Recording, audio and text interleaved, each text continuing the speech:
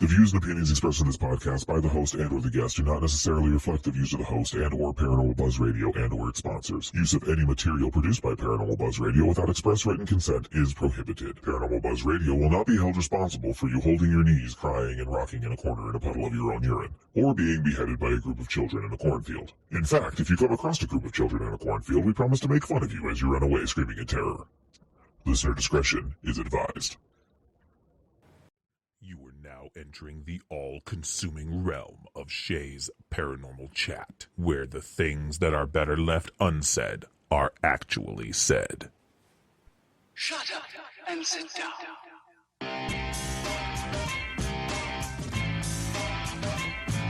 You're listening to Shay's Paranormal Chat. Paranormal podcasting done Shay's way. Tons of fun. Dude, seriously? A bit sarcastic. Hashtag investigator, not hunter. But always real. Don't get your panties in a twist. Oh my god, really? This is real, raw conversation.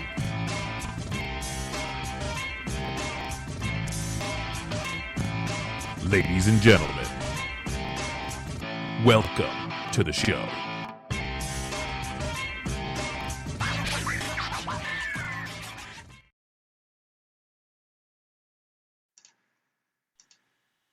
Hey everybody, welcome to Shay's Paranormal Chat.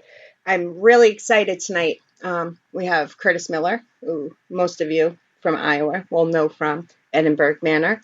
And I know my Massachusetts accent, I never pronounce it right, but you guys know what I mean. So without further ado, hey Kurtis, how you doing? Good, how are you doing? I'm doing great. I'm so excited about this. Me too. We were talking, and I looked down, and I'm like, oh my God, we've been talking already for this long. It's 8 o'clock. I got to start. So, yep. We're going to give a couple shout outs before we get into it, because sometimes at the end of the show, when you're supposed to do shout outs, I forget to. But we already have Sue, who we were just talking about. Sue from Short Bus. She's already in the chat, which means Nick's probably right next to her. We have Nicole, we have Miss Kim, we have Matt, and I'm sure there'll be some more coming in, but I just wanted to say hi and thank you everybody for coming to the beginning of the show. And we have Mallory, she just got in there, so.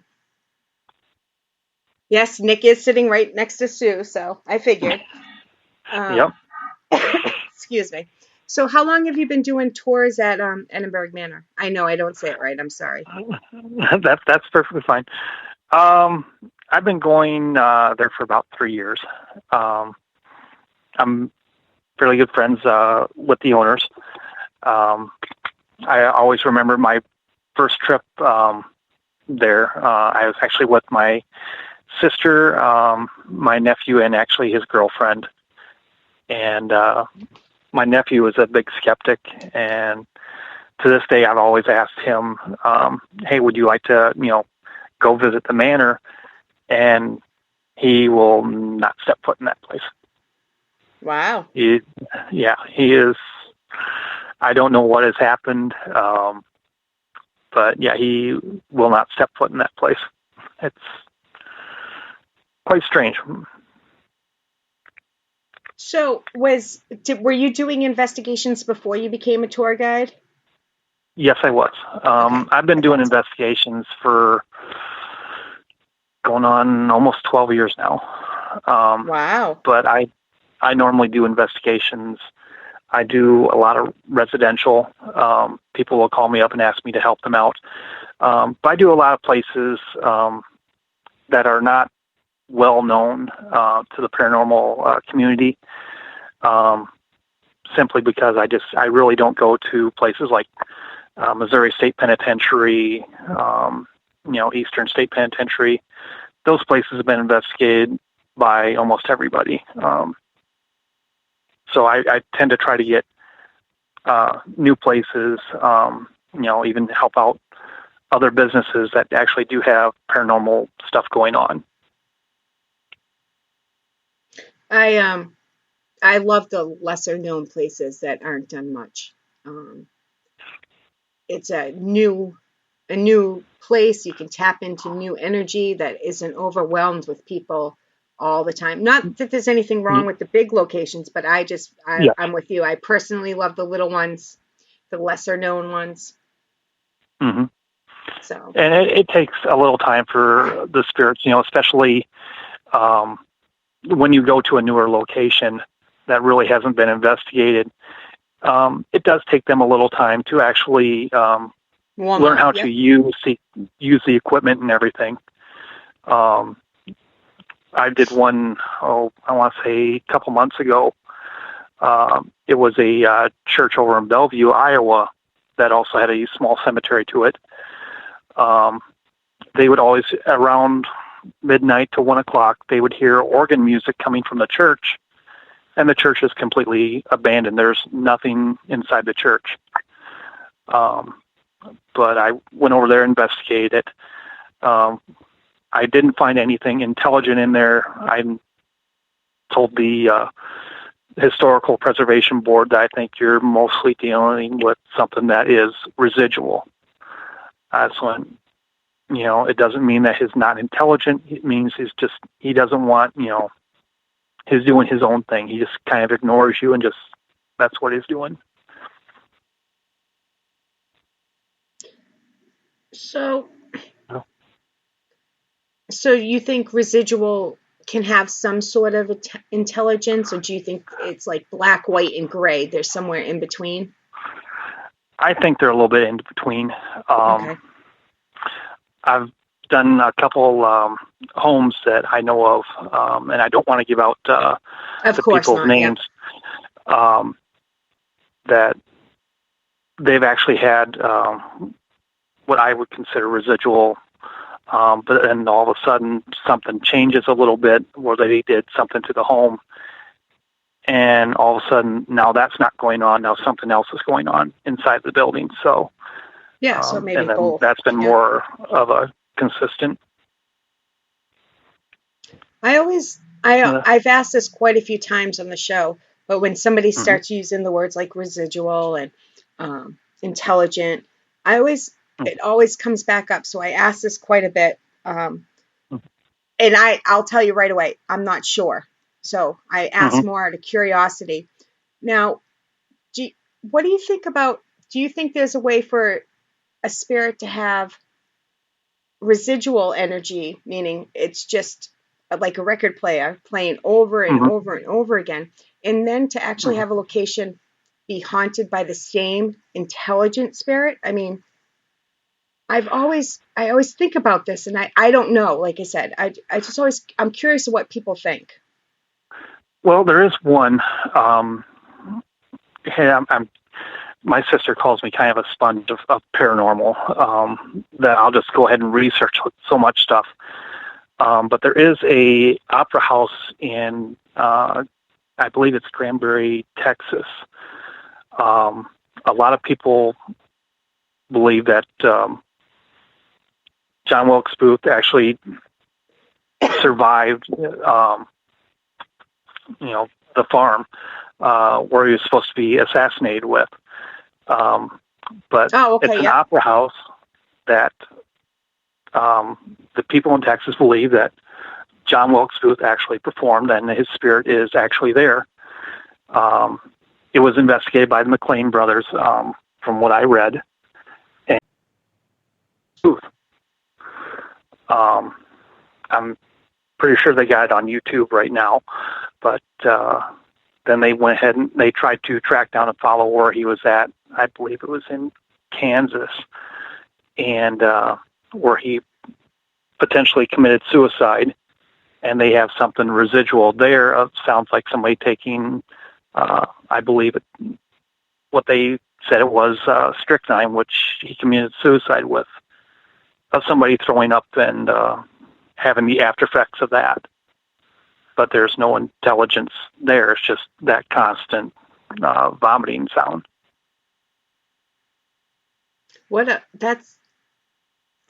I know it can be insensitive sometimes, but that is the most horrible residual haunting I can think of, is just hearing that noise over and over again. Yes. It just kind of makes your stomach queasy just thinking about it. Yep. And there's no mistaking that sound. No, there isn't. There's a lot of different sounds that there's no mistaking for. I've heard humming, crying, laughter, all that stuff, and some of that stuff I've actually even heard inside of the manor itself.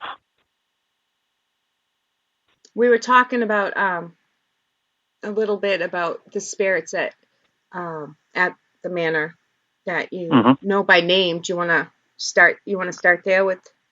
Yeah, I can start with some of them. Okay. Of course, a lot of them. One of the first spirits we actually tell people about is Susie. She's a young female, probably anywhere between the ages of 8 to 10, from what we know of, that she was actually dropped off by her parents for reasons we don't know. But she is very active. From what I've actually captured, she's very active with females that actually have like children, or if there's children around, she's active with them. I have personally heard her hum. I've had my shirt tugged on. And one of the personal ones I've actually had my hand held, which felt like a young child, which I thought was actually kind of neat. There's other ones that actually do follow me around.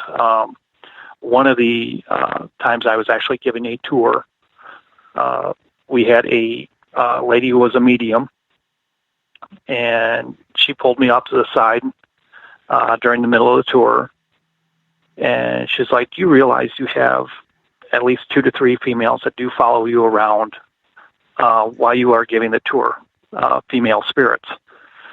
And I'm like, "Well, I know that there are some spirits around here. I know there's a lot of them, but I don't know whether they're a male or female until I start asking." But one of the females that follows me around constantly, and it doesn't matter if I go downstairs, upstairs, even into the attic, her name is Veronica. From what I can get, she's in her middle 40s, early 50s. But every time she usually waits for me upstairs, and every time I go up there, I usually will end up getting a hug. Sometimes she's actually caught me by surprise. But that's kind of a personal type of thing that she's actually done. There's so many other ones. One of the other ones that I've actually recently came in contact with is in the Blue Room, which is upstairs. A lot of males will go in that room. There's actually 2 spirits in there.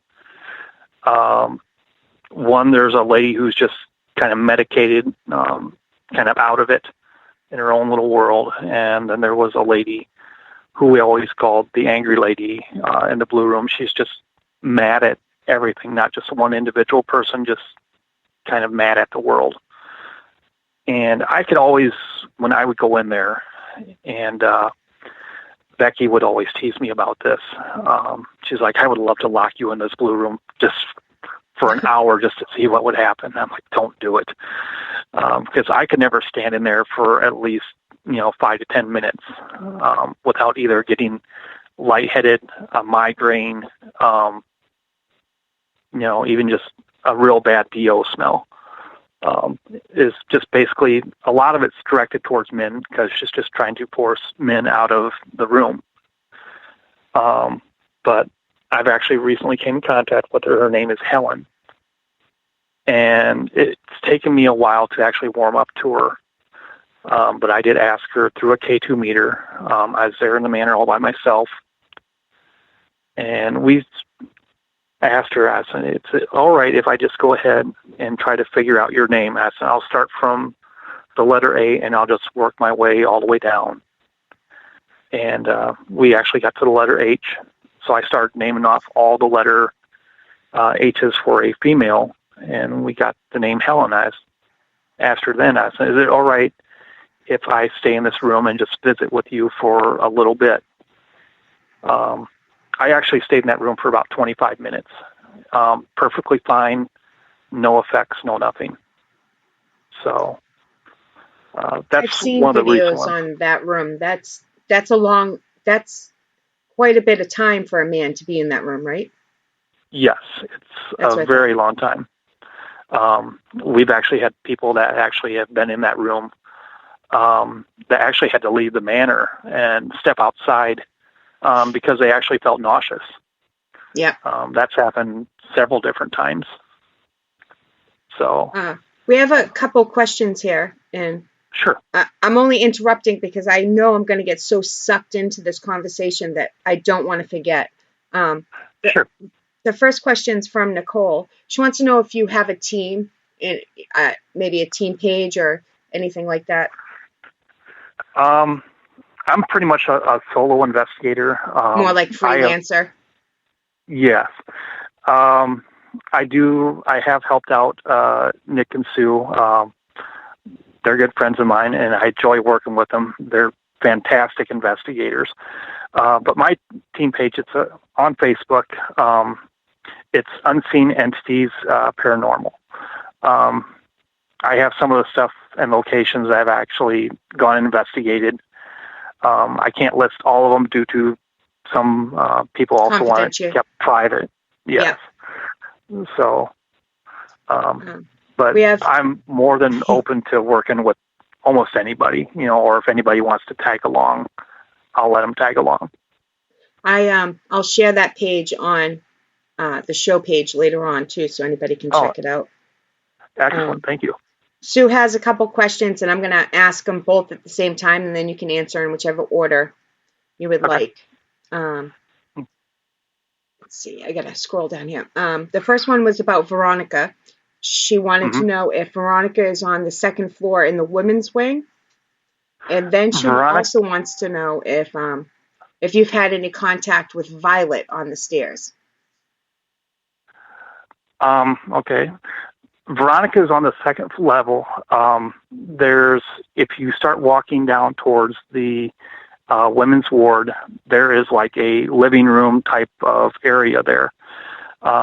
We know for a fact that there are several children actually in that area. But she tends to hang out in that area. That's where she tends to wait for me. As soon as I go up towards there, I instantly get chills galore. I mean, my body is just frozen solid. Then after that, she will follow me all over the place. And I've had spirit box sessions with her. I've had the Ovilus 3 just go absolutely nuts with her name constantly. The K2 meter going off. Sue added part to that question, where the dolls are. I think it's a question. Yes. Yes, yep. Okay. That's where all the dolls are. Yeah. Yep. Okay. And what was her other question? Have you had any contact with Violet on the stairs? I haven't had like any K2 meter contact. I've had, to my recollection, just one or two contacts through an Ovilus. But I have felt her presence or somebody's presence on the stairwell or near the stairwell, where my skin just almost turns like a raw chicken, where it's just all goosebumps. Yeah. And if other people are having experiences with that same spirit there, then there's, it's a pretty good guess, which is what it is, that's probably her. It doesn't mean it is, but until you can... We've actually had one lady, as I was giving a tour, literally had the wind knocked out of her, which I believe it was her passing through this lady's body, which is very possible. Just actually draining her entire energy. It didn't mean that she did it maliciously, but it's just one of those things, it's only so wide, and, and she just happened to be at the wrong place, wrong time, And I've been scratched there multiple times. I've actually had my name. Sorry. Mm-hmm. I don't always think that scratches or getting the wind knocked out of you, like I don't associate that with always being malicious. Like they could just be trying to get your attention. They could, and it's Yes. the only way they can communicate. It doesn't necessarily mean it's malicious. Doesn't necessarily mean there's a demon. No. But if that's how they get your attention, they could just be trying anything possible. Yes. And like I tell a lot of the guests that do show up, as don't be alarmed. If you hear tapping on the wall or disembodied footsteps, which is very common, or if you do get scratched.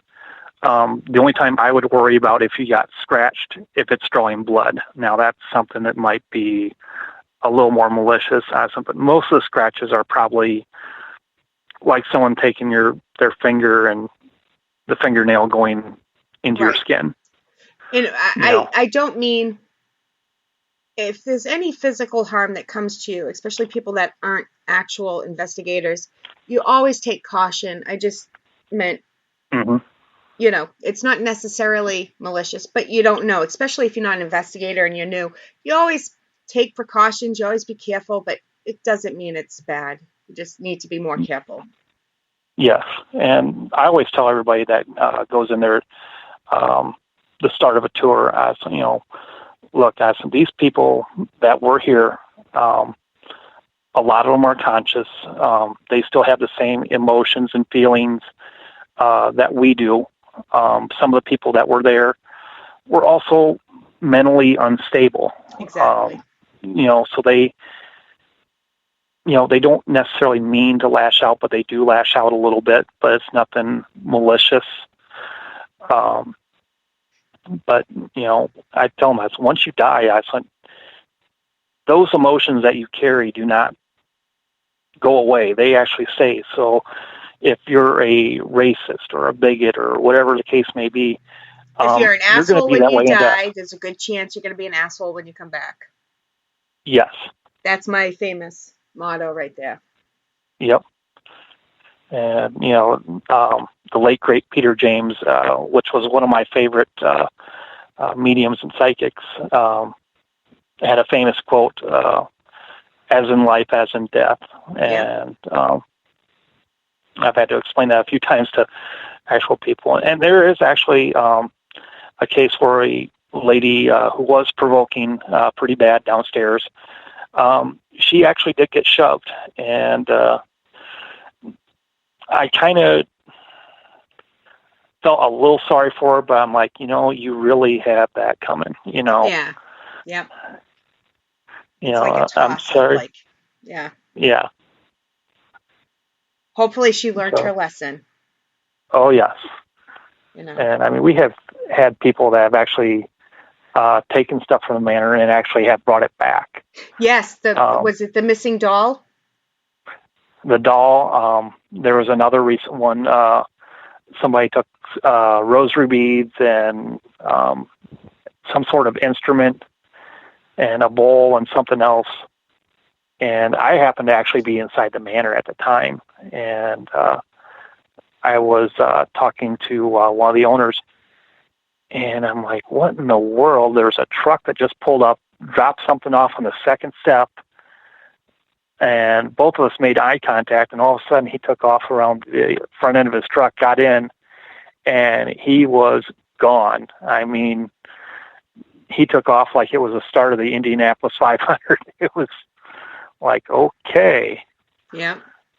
So we're trying to figure out where those things actually came from.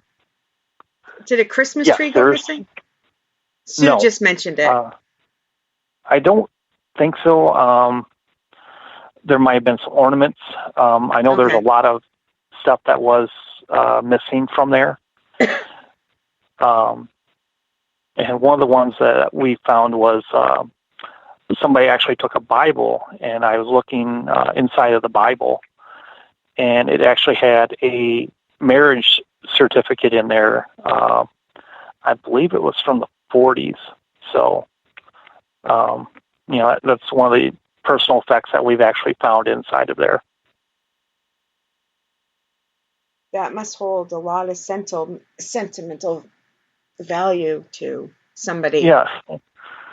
And I mean, when these that place actually closed down in November of 2010, these people actually had to literally just pick up and just walk out and leave and just get dispersed all over the place. So Sure. I do feel bad for them.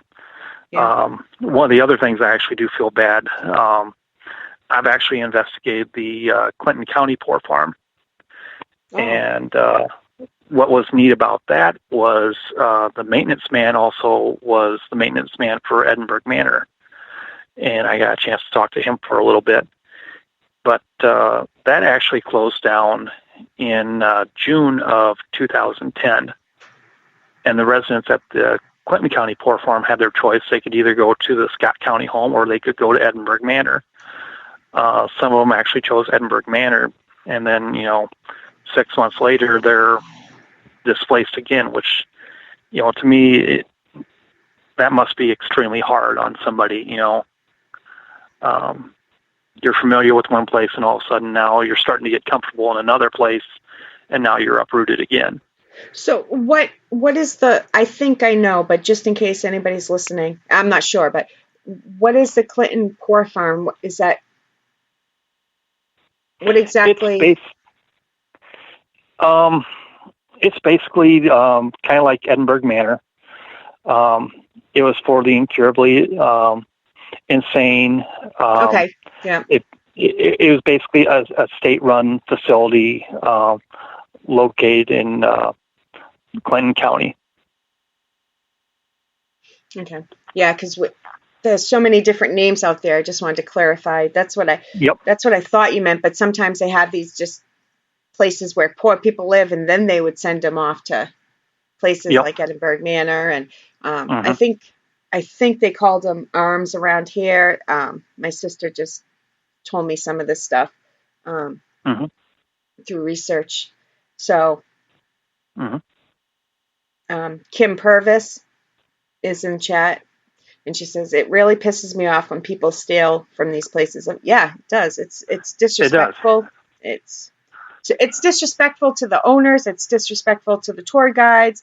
Disrespectful to the spirits. I mean, it's just, and the fact that a couple times they've had to bring the stuff back. I hope they learned their lesson. That's all I can say. I do. I've actually had, I believe, some of the spirits actually follow me home, which I every night I always tell them, look, you guys have to stay here. I said, you'll be safe. You'll be fine. I give you my word, but I've actually been woken up middle of the night a few times and looked out down the hallway, and my hallway will actually give a little bit of moonlight away, and it's just pitch black, but nothing malevolent. But come to find out that people who've actually spent the overnight have been kind of aggressive with people there, a little bit disrespectful. So I don't know if they're coming over just a little bit for a comfort or just to get away, whatever the case may be. Now, do they fault when you leave and you say, don't, you can't come with me, stay here, I'll see you tomorrow? Do they follow you anyways once in a while, or is it when you forget to say it, or they just happen to show up? I think it's more or less just happen to show up. Yeah, maybe trying to say, hey, something's up. Yeah. Matter of fact, I had one in October. It was middle of the week. These guests, they were kind of squirrely, the way I want to put it, politely. Very rambunctious, just running around scaring one another. And I told them, I said, the guest house is unlocked. You can spend the night in there. And what actually ended up happening is I got a text about 4 a.m. saying that they were done investigating and that they were actually sleeping in the car. So I quick call them. I said, what's going on? I said, why are you sleeping in your car? There's plenty of room in the guest house. And they're like, we can't sleep in the guest house because there's constant pounding on the walls. And I'm like, okay, that might be a reason, I don't know what you may have done to upset them, but, I said, you have to remember you're dealing with people that were also, elderly, mentally unstable, Yeah. Back in that time period, they may not like, what you're doing, So they're conscious of that. So, and I've actually, go ahead. Yeah, go ahead. I've actually felt, watched, in the guest house, nothing really, super bad has happened. I've heard like slight tapping on the wall, trying to grab my attention. That's basically about it in the guest house that I've actually heard. I've actually heard a lot of stuff inside the manor, and Sue and Nick can actually.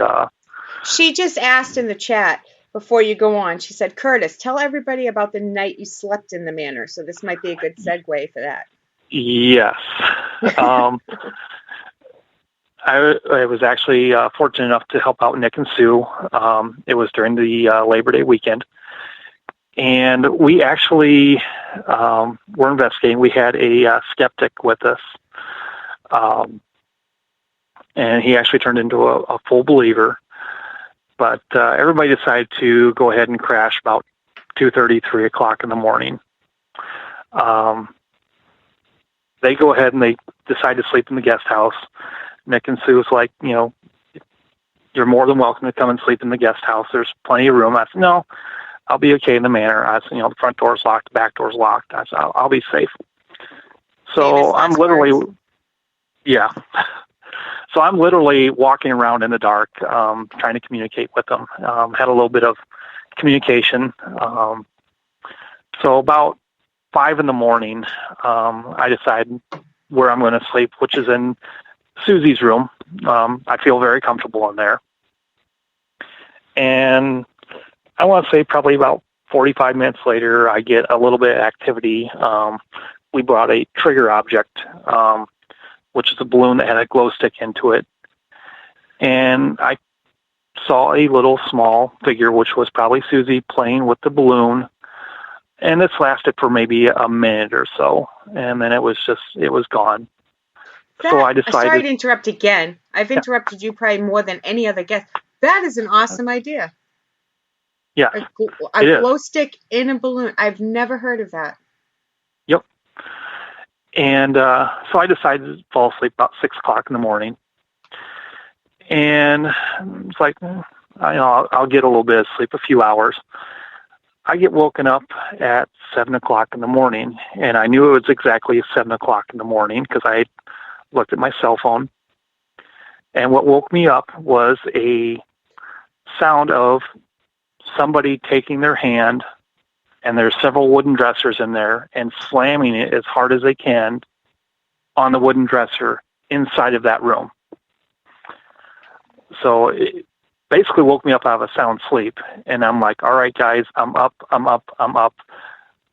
And Nick and Sue thought they were going to sneak in about 8:30, 9 o'clock and, come and get their equipment. And they're just, to their surprise, I'm standing at the door like, hi, guys.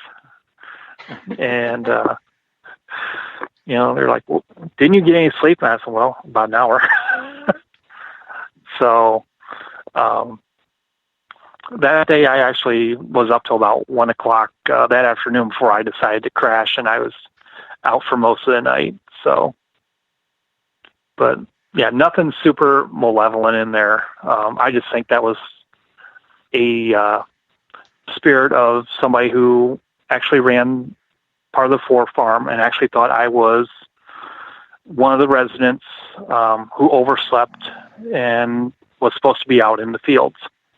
I was trying to get you up. Yep. And he did succeed. I will give him props for that. Yeah. Well, I would have been too. Yep. But yeah, we've had a lot of different experiences in there. One of the coolest ones I've actually ever witnessed was on a tour. I was helping out one of the owners, and we were in the famous room, number 200, which is upstairs. It's just right up the steps on the main level. And I was helping out a gentleman who was in a wheelchair, and room 200 is kind of small the way it is. So I'm standing outside of it, and something's grabbing my attention on the men's wing. But as you're looking into the room 200, it's off to your left. And both wings actually have double doors. There's steel doors, and they actually lock them at night to keep the men and the women separated and kind of corralled so there wouldn't be anybody roaming around. But the door on the right decided to shut all by itself. And these doors are propped open with these little triangular wedges.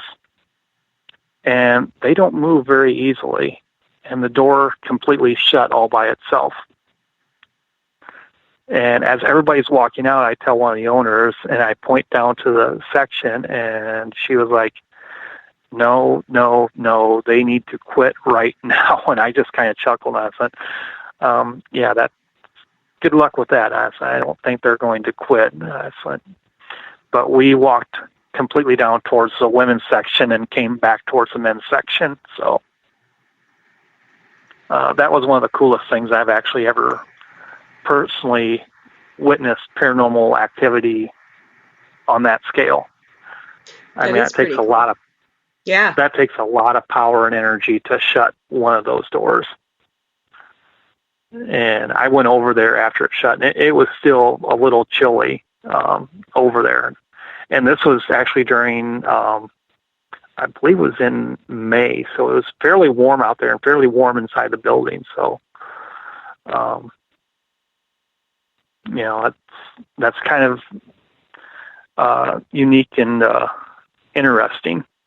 Yeah, and it takes so much energy for that. So it's almost amazing in itself that it could actually happen. It is. Yeah. And I've captured, I don't know how many orbs in there. One guest who was actually spending the night, they decided to take the day tour, which was perfectly fine. And she had her cell phone out, and she was downstairs in the laundry room area, and she was filming inside of one of the office areas there, down in the basement. And I'm kind of watching her cell phone. And she actually captured an orb going up the door jamb of the office way. And I go to her, I said, oh my God, I said, do you realize what you just captured? And she's like, no, what? And I said, are you serious? You did not see that. So I had her stop what she was doing, rewind it back, and she's like, oh my God. Is like, is that dust? I said, dust really doesn't go up a door jamb. Dust is like a snowflake. It will go down. And I've seen them go up, but not straight up. Not like. Yeah. I've seen dust. I mean, I've seen dust go up, but not straight up a door jamb. Yeah. So this was actually really neat. I mean, it all of a sudden it kind of like dissipated or disappeared. Probably about three quarters of the way up the door jamb. So it was really neat. I'm like, I have never, seen an orb like that captured even on a cell phone. I've got them in photographs. There's people who have sent me photographs. Matter of fact, I have one friend who sent me some photographs of Alaska. And she actually captured 3 orbs in one photograph. I'm like, that's pretty amazing. So, I'm trying to word this right because I make jokes about orbs a lot. So, that's fine. What are your thoughts on what do you think orbs are? do you consider them energy? Some people think they're spirits. Do you think it's a mixture of things? Do you have no idea? I mean, if you have no idea, you have no idea. I'm just wondering. Not too many guests bring up orbs to me because I make so many jokes, and I knew you were going to bring them up. I did. I was well informed, so I did know. So I want to know, what do you think they are? Because I don't get the chance to ask many people. I actually think they're energies of actual spirits. I think it's a partial manifestation, I want to say, of a spirit. That's what I believe they are. To see a full-body apparition or even a partial, it takes so much energy for them to do it. Right. I think that's probably the most common manifestation of a spirit, actually, is what I think it is. Right, yeah. I'm picturing different I've actually captured an orb that actually has two different colors into it, which is quite unique. It was white in the center and it had a blue aura around it. And this was actually at nighttime. So, do you think the colors represent something? Because some people do. Or do you just think it was that much more intense? I've heard they represent something. I've heard blue a lot of times will represent usually a female spirit. But I'm not totally sure or convinced on it until I get, maybe like an audio evidence, with that. So, have you ever seen? I say light anomaly. So, but have you ever seen an orb with your own eye? Yes, I've seen orbs. I've seen a lot of shadow people, especially at the manor. The more I tend to go, the more shadow people I do tend to see a little bit. Lately, we kind of call them peekers, where they just will peek a little bit outside of, their rooms or a doorway to see what's going on. Normally when I go in there, I'll tell them, who I am. Tell them, all right, guys and gals, it's okay. I give you full permission to come on out of your rooms. You can interact, do whatever you want. That's perfectly fine. I do tend to get, when I do say that, a lot of disembodied footsteps. One that really actually got me nervous was after a tour. I was waiting for an overnight. I was sitting in the office area. I had about an hour to kill.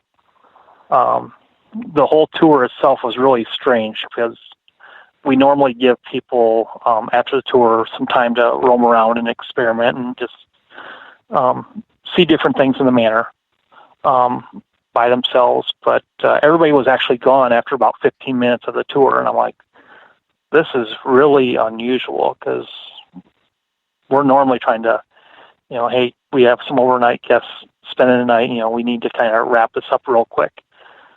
But I actually heard heavy footsteps with a moving purpose coming from the women's ward towards the office area. But the footsteps actually sounded like the old-time, like solid-heeled shoes. Oh, I got you. And, that heel. Yeah, you could just tell the pattern of the hard, soft, hard. Does that make sense? Mm-hmm. Yes. And it's getting closer and closer to the office area, and I'm on my phone just messing around, checking messages and everything. I literally put the phone down, and I look out of the doorway, heading into the hallway, fully expecting that. And I don't know if I'm going to see a shadow person or if it's going to be a full-bodied apparition, but there's nothing. So I finally get up the courage after about a minute or two and actually stick my head out the doorway, and there's nothing there.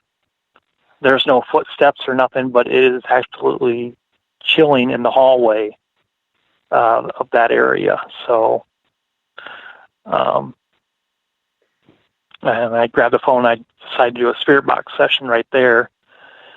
And I got on the spirit box, "What are you doing?" And I'm like, okay, I'm just here waiting, playing on my phone. If you want, you can come and watch me. That's perfectly fine. I'm trying to catch up. My chat froze here, so I was that's trying fine. to catch up. Back to the orb thing. Sue said, we caught an orb coming out of the infirmary and went to the drinking fountain and then turned and went back into the infirmary. Yes. I've actually captured a few of them around the drinking fountain. There's actually another one I've actually captured, and getting ready to put that on my Facebook page, is we actually caught an orb around the pool table. And there's one my wife actually captured, which was kind of neat. It was on the main level women's ward. If anybody is familiar with Edinburgh Manor, the main level, you can walk all the way down the hallway in the women's ward, and there's kind of like a rec room type of thing for the females there. And in the photograph, I actually had to blow it up really like a 9x11 photograph. And she actually captured 5 orbs in this photograph. And a couple of seconds later, she took another photograph, and there's only 2 orbs in that photograph. And I'm like, that is just absolutely amazing. But she asked when she took the photograph, because I was in Sarah's room, which is the room where the lady was unfortunately attacked multiple times when she was a resident there. If you guys would like your photograph taken, I'm going to take it. And she always counts to 3, and then she snaps the photograph. But she's had a lot of luck with that lately. But, Sarah is another entity I've actually had contact with through a spirit box session. Unfortunately, in places like that, they do have where some women or even men were abused. Yes. Unfortunately, yeah. Sarah, who was in her late teens, was assaulted multiple times. We don't know who did it, but I've gone on a spirit box session with her, and she has told me her name, and I asked her, Sarah, what actually happened to you? And it came across raped. And I felt really bad. And I said, Sarah, I just went, can you please tell me who did this to you? If it will give you a little bit of peace of mind. The very next thing that came across the spirit box was a male voice telling her to be quiet. Was Nick and Sue with you, or are they? No, not at that one. They might have gotten something similar somewhere else then, because it sounds familiar to me. Yes, they have. I know when I was with them Labor Day weekend, we actually got in contact with Sarah a little bit, and that was quite interesting. And I know Chuck has came across Sarah too. So sad. It is. It's just, and being in that situation, we don't know why she was there, whether she had ADHD, whatever. You could be put in that place for multiple things of, there's some crazy reasons. depression, and a lot of it people don't really understand it and get that you could be put in that place very easily if you were a female. If you had PMS, your your husband could put you in there. Yes, I mean, it's crazy what they could do then. Yeah, I mean, if he wanted to have an affair and he didn't want to get divorced, he could put you easily right in there, and nobody thinks nothing of it. Or I tell people there are probably some spirits here. As I haven't ran into contact with them yet, but there might be spirits here who are unwed mothers, and it's very common for families to hide a pregnancy to commit a female to this type of location until after the baby is born, or they have an abortion, or whatever the case may be. Yeah. And I think it does open a lot of people's eyes and minds, to how things were back then compared to what they are now. Exactly. And how much we've actually grown. So the atrocities that took place at some of these locations that sometimes people forget, we forget, even myself, sometimes you go to these locations and you're so focused on what can I catch, sometimes we forget the horrible. You lose that human element. Yes. And it's like, so, and I say me, because I'm guilty of it too. I'm not, and then when you sit back and think about it, like, wow, sometimes it's overwhelming to me what people will do to people. And then it gets me thinking, well, this is such a horrible place for this person. Are they, after they die, if their spirits here, are they stuck here? Was it because of the trauma? Do they choose to stay here because it's the only place they know, or do they not know how to?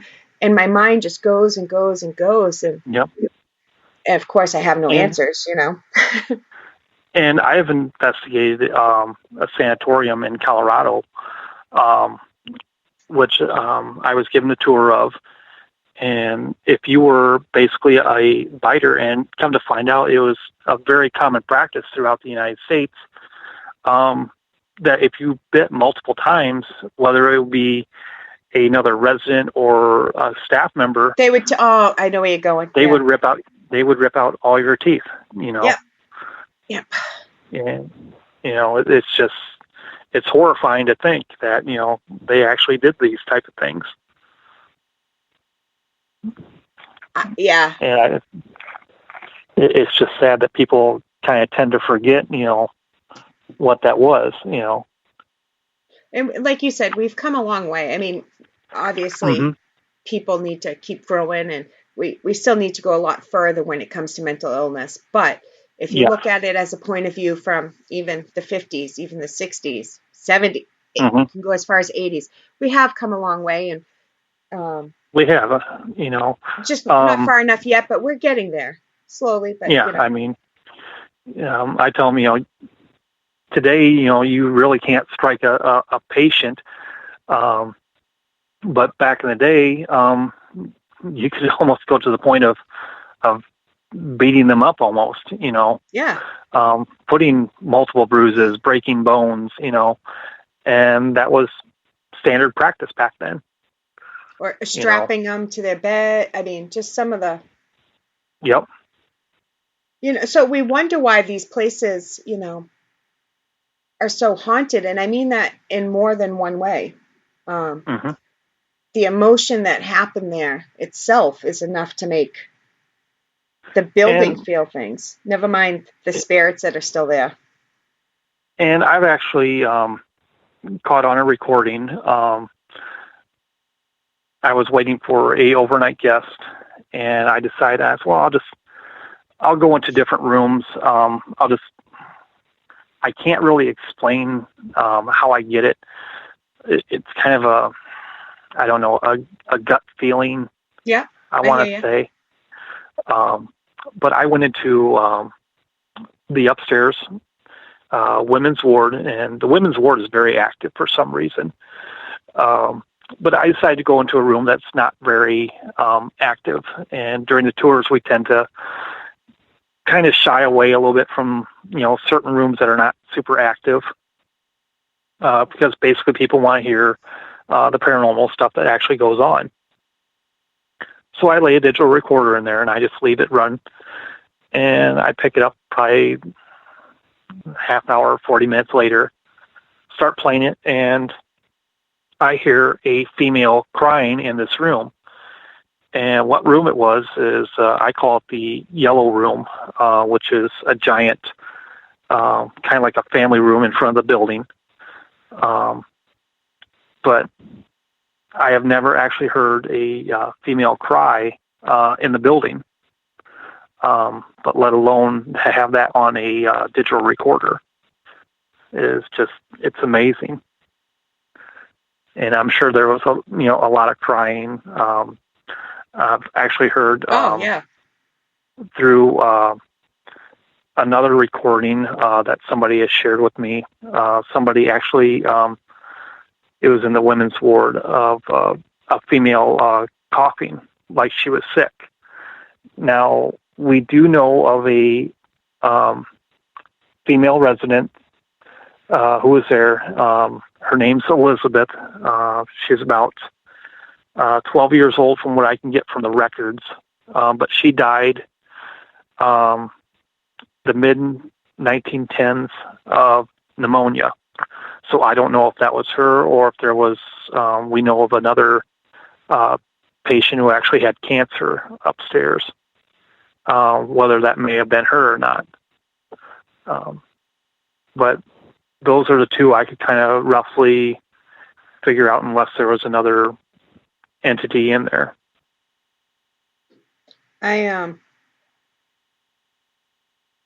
trying to figure out this question in the chat, so that's fine. I'm not sure. Mallory's asking, does he know what happened to all of the kids? But then she meant the kids' spirits. I'm not sure. Most of them are still there, Mel.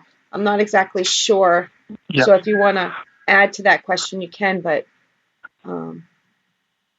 like Susie, we don't know why she stuck around, or if she actually was there until she was an older lady. Right. We just don't know, or, if they decided to, or if she decided after she was 18 or whatever it is, I'm going to try to go out on my own. And, we really don't know. I know that there was families there who were actually thrown off their farm. They couldn't stay there for some reason or another, that they brought in multiple children there. We really don't know. The best way I can put it in the way I kind of describe Edinburgh Manor is, when I give a tour, is if you go to like Walmart or wherever it is, and you see this really nice puzzle. So the outside of Edinburgh Manor as that puzzle picture. The inside of it is all the pieces, and that's when, everybody who comes and investigates has a little different piece of the puzzle, and we really can't get the full picture of Edinburgh Manor of what it exactly was. Is the best way I can kind of describe what it really is. We have an idea, but we really don't know.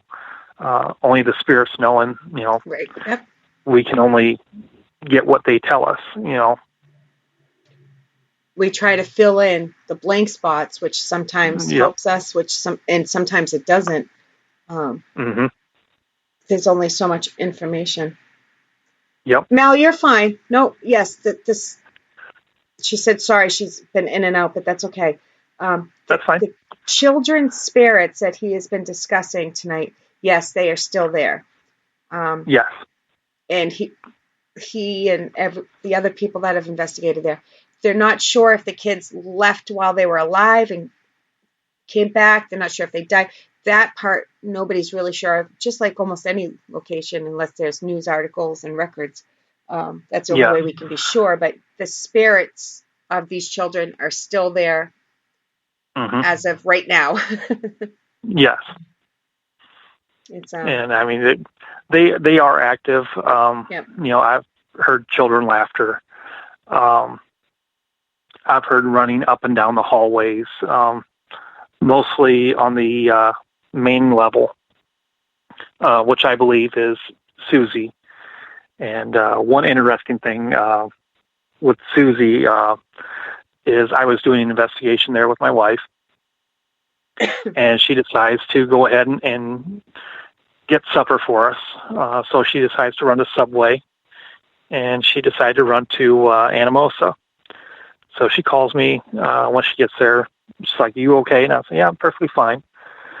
But a lot of people, when they do investigations, they'll bring like snacks or whatever it is. So I told Susie, I said, I have some snacks down here. I said, I have Chips Ahoy cookies. If you want Chips Ahoy cookies, they're chocolate chip cookies. Help yourself. And I opened up the package, you know, having a couple of them myself. Had my back turned to the cookies, and the next thing I hear is the wrapper opening, and I turn around and shutting really quick. And you can see a little bit of a flutter of the wrapper. So it kind of acted and sounded like a young child trying to sneak some cookies.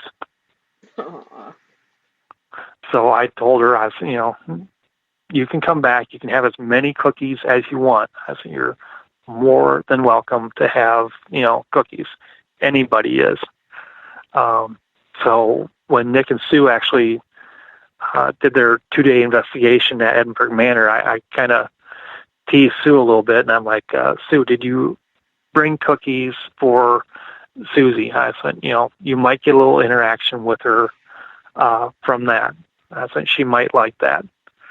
And there are people, and I've been in the manor itself, where people have actually left candy bars, all sorts of different things for the children's spirits. Sue said it could have been Willie too. Yes. We have a couple questions here. I'm going to start with I'm going to start with Sue's because it's relevant to. There could be relevant to this story. Kurtis, have you ever heard of Elijah, or have you heard the violin playing from the women's ward on the first floor? Yes, in Nelson's room. Oh. Nelson was one of the caretakers of the building. His room was on the women's ward towards the back of the building. He also did have some of his daughters there. And one of the neat things about that, I actually took my millimeter, and they had a music stand there. And it was kind of off in the middle of the room. And I was actually getting, you know, a baseline reading of 0.3 to 0.2 in the room. As soon as I go over to the music stand, I'm getting hits of anywhere between 6 to 7 on the millimeter hit. And this is 6.0, whatever it was, on the millimeter for no reason whatsoever. And there's nothing electrical around it whatsoever. Right. And there's no book or anything on there. And I couldn't explain it. So, Elijah, I have heard through Becky, but I haven't came into contact with that entity yet. Mallory brought up a good question that I usually ask right away, but I was so interested in hearing your stories that I forgot to actually ask. So thank you, Mel. Uh-huh. She wants to know what got you into paranormal investigating. What got me into it is actually, it's a quite interesting story, is I originally had relatives that lived in York, Pennsylvania. And it was, I don't know, I was probably like right around 11, 12 years old. We decided to go visit them. And on the way back home, my parents decided, it's like, well, we're going to go ahead and we're going to go to Gettysburg, and we're going to go to the Hershey's Chocolate Factory. And at that time, I'm like, Gettysburg, great. I really wasn't into it. Yeah. I was more or less interested in the Hershey's Chocolate Factory. Well, we got to Gettysburg, and I was really fascinated by it, especially in the museum. But I was taking the tour, and I was actually on a location known as Devil's Den. And I was standing on the rocks, and I heard in my ear, plain as day, and I can still remember what the sound was like, is "You should not be here," right in my ear. And it literally scared me to death a little bit, because I'm looking around and there's nobody there, and my parents are down by their vehicle. So there's no explanation for that. And looking back at some of the photographs that we actually had, we actually did capture some orbs in the photographs. So that was really neat. And I'm, in my mid-40s, so that's quite a long time ago for that type of an experience. How old were you? Did you say 12? Yes. Okay. I thought that's what you said, but I wasn't sure. Yep. So that's what really got me started thinking into it. That was my first one. Yes. And I've had other different. Did you continue to have experiences, or was there a big gap? I've had different experiences. One of the other ones I've had, we had a neighbor who I was very close with pass away, and his family actually asked me to come in and help clean up the house. And I've been in his house a few times, but to actually go upstairs, I got a real eerie feeling of, being watched very closely, feelings of, this room you should not go into, and I've kind of stayed away from it. So, and I've had different feelings, actually even in cemeteries. We got a cemetery that I am probably about 4 to 5 blocks away from is our local cemetery. And it's where my grandparents are buried. And I've had a lot of interesting things through the obelisk come through on there, which was kind of unique and personal. And one of them, as I was walking up towards there, I got the word grandmother coming across. Well, at the time, I was carrying a lighted hummingbird, and she was always into hummingbirds, squirrels, rabbits. And her old hummingbird was actually damaged, so I brought a new one, laid it into the ground, and I told her, I said, "This is a brand new one for you." And I went to go pull the old one out, and my grandmother was kind of a hoarder. She really did not throw away anything. The very next thing that came across the obelisk was keep and save. Aww. So I didn't even get that old hummingbird out of the ground, not even an inch before that came across. So I was like, all right, if you want it, you can have it. And I just stuck it right back in the ground. I was like, it's all yours. Aww. But here's the brand new one for you. My heart. Mm-hmm. Oh, people don't think I have a heart, but I do. I just hide it well, but I couldn't hide it when it comes to grandmothers. I can't hide it. Oh, that just... And there's one that my wife has actually captured. We investigated the Quentin Engines building, and my wife's from Dubuque, so she has really no recollection of my grandparents because they died before she could actually meet them. And she was downstairs looking at some of the old photographs, and the word grandfather came across, and the word Henry came across. Well, my grandfather, his name was Henry Daler, and she's looking at photographs. She's like, does these two things mean anything to you? I'm like, well, yes, but show me where you were at when you got those. And she was looking at this photograph, and the photograph that she was actually looking at was a photograph of, it had my grandfather standing in a line with some of the rest of the main office people. And I'm like, you see that person right there? Well, yeah. I said, read down the bottom what that says.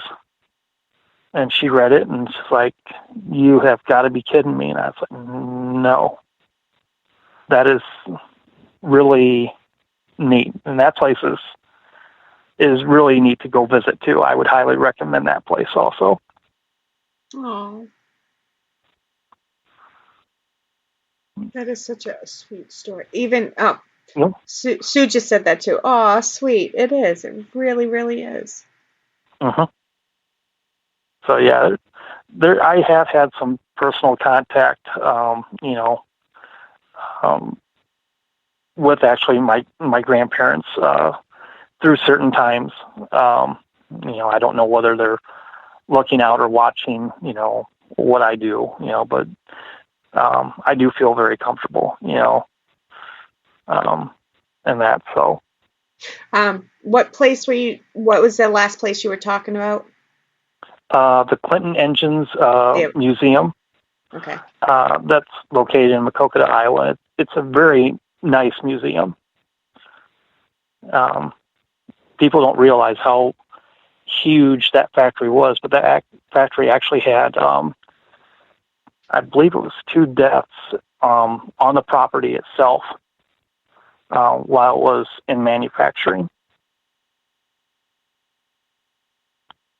And those spirits actually do roam the grounds. The 2 that died on the property, you mean? Yes, the 2 spirits that actually have passed away actually do roam around on the grounds. And there's actually another spirit.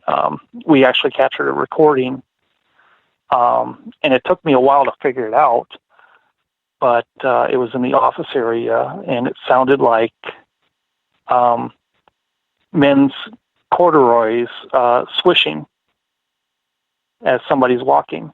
Oh, that's another sound that's unmistakable. Yes. And I mean, it literally took me a little bit to figure out what in the world that was. And yep. I'm like, you've got to be kidding me. And the reason I got called there is they actually had one of the tour guides quit on them because one of the doors actually shut on one of the tour guides.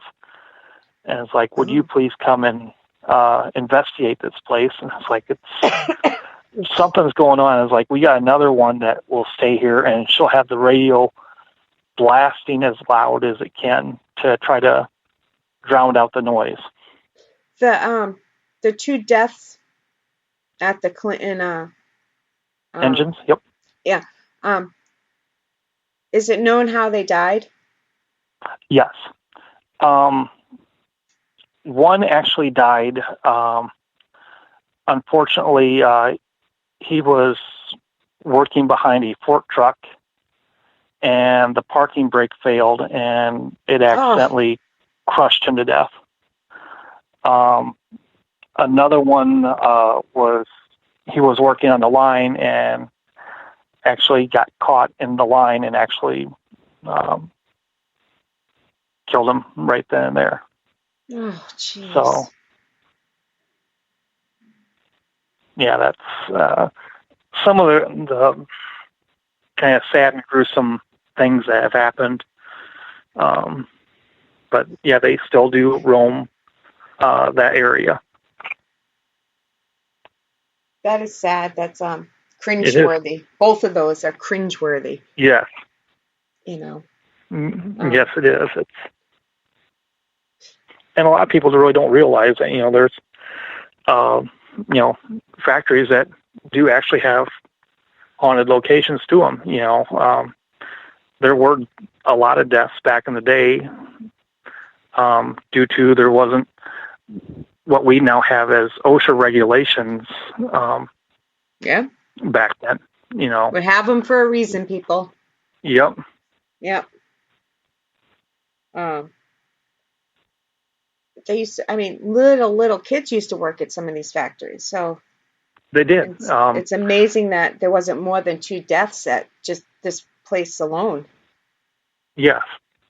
And this place was actually in business for quite a while. I want to say probably in the 30s, 30s to 40s, all the way up until I want to say mid to late 90s. It was in full run-in effect. It was several blocks long. The entire building was. That's huge. So, yeah, it was very big, especially around, eastern part of Iowa. Everybody pretty much knew who Clinton Engines was. Yeah. Before we're going to start wrapping things up, I'm just making sure there's no more last-minute questions from the chat. While we're waiting, do you want to throw out your social media info again? Yes. My Facebook page is Unseen Entities Paranormal.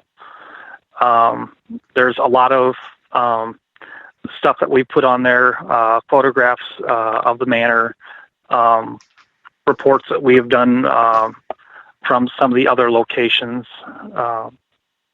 and that. So if anybody wants to ask a question, feel free to ask a question. I'm more than happy to answer them the best I can. So, and again, I'll throw that link up on the page. Okay. Within 5-10 minutes of the show ending, I will have that up there.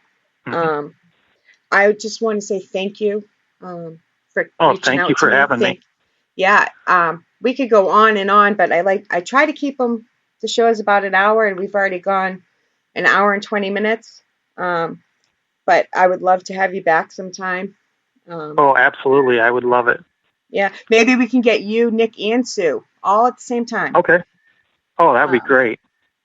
Any excuse I have to get Nick and Sue on the show. But you guys share such amazing stories together. You know what I mean? It is. That would be great. Yes. I would love to do it. Absolutely. Nicole, by the way, Nicole is not only my sister, I keep saying Nicole, she's also my co-founder, one of my best friends, if not my best friend, I should say. My only friend. No, just kidding. So she's already liked the page, and I'm sure she shared it somewhere. Thank you. So, and I will share it. I love you too, Sue. I'm going to give out a couple shout-outs and very quick announcement here. Sunday, we have no show. The Skeptic and the Psychic will not be on Sunday due to the holiday. Tonight, we were not actually going to air either, but I made a special exception just for Kurtis. Thank you. Yeah, no, thank you. I was happy to hear from you. Next week, we have, on Friday, we have Alita, who's usually in chat or she's in the background. She always listens. She has a new book coming out. She's quite interesting person to talk to. So hopefully everybody can come and listen to her. So for shout out, just because we had some more people pop in. Of course, thank you again, Sue, Nicole, Wolf, Mallory, Kim, Luna, thank you. Jen popped in. She's still there. She's another one listens in the background, so don't I. So let's see who else. Matt was in here.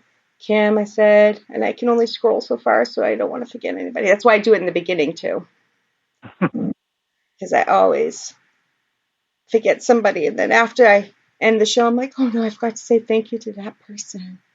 And anybody not in chat that listens later on or is just quietly listening in the background, I really appreciate it. Anything else you want to add before we go? Not a lot.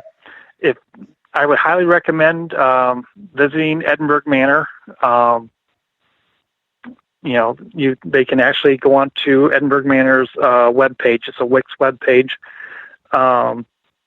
Find out when tour information is, and actually overnights. I highly recommend doing it. It is actually one of the more active locations in Iowa. So I hear that a lot. Definitely. I mean, it's nothing like Ghost Adventures. Puts it out as a dark, bad place. Yes, it did have some dark times to it. Dark things did happen. But for the most part, it's not, super horrible like they portray it to be, So I highly recommend, even if they want to do just the tour, it's well worth it just for the history part of it. I hear that if you get to go to Iowa, that is the first place you got to check. Not the only place, but that is one that you cannot miss, that you have to go to. Yes. Yes, it is. And we've actually had people from, matter of fact, there was one from England that actually came over, and they were actually doing a ghost tour all through Iowa, and they made it a point to stop here. So it was very neat to meet those people. And like I said, there's so many different things that happen during the tour. We barely touched the stories tonight. Mm-hmm. There's so much to tell on this place. It is. There's just so much, and there's so many different things that actually have happened there. And it's amazing. That's why I said, again, anytime you want to come back, we'll have to schedule something after the new year for you guys to come back, because I love hearing about it. I make jokes, but I'm dead serious when I say sometimes I forget that I have never been to these Iowan locations, because I hear about them so much that it dawns on me, wait a minute, you've never been there, Shad. What? Huh? Oh yeah, that's right, I never have. Because I just hear about them so much. I feel like I've been there. Mm-hmm. So, yeah, me and Nicole make it out there someday. Oh, excellent. Excellent. We would love to have you. And we'll be sleeping at Nick and Sue's house. Okay. I'll tell the spirits to be nice to you in the guest house. Yeah. I would probably sleep there. I guess it depends on the mood of the night, I guess, is how I would base it. If it was a bad mood for the location, maybe I wouldn't stay there. But if it was an okay mood, then, I probably would. Yep. All right, guys. Thank you very much. Kurtis, hold on 1 second. Sure. Thank you. Good night. And I will see you guys, or you guys will hear me, but I'll see you next Friday.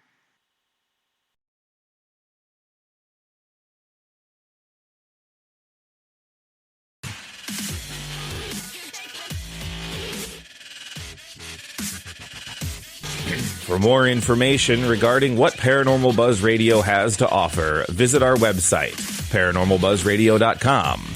Like us on Facebook, follow us on Twitter and Instagram.